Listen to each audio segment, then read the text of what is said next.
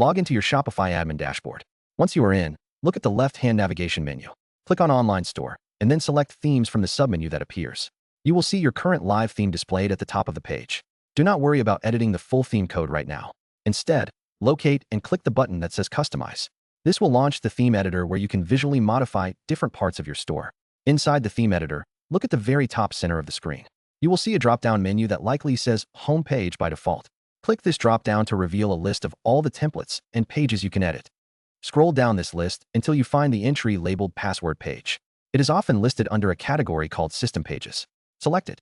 The preview window will immediately switch to show you what your password page currently looks like, so you can see the changes happen in real time. Now that you are editing the password page template, direct your attention to the sidebar on the left. Depending on your specific theme, you will either see a section called Content or a block that represents the image banner. Click on the eye-catching image you want to replace directly in the preview, or click the relevant block in the sidebar to expand its settings.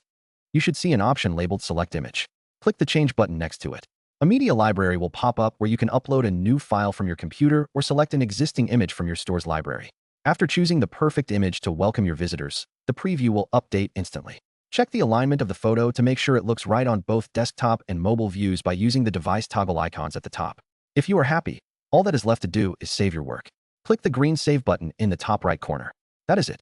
Your new image is now displayed on the password protection screen, leaving a great first impression before your store officially launches.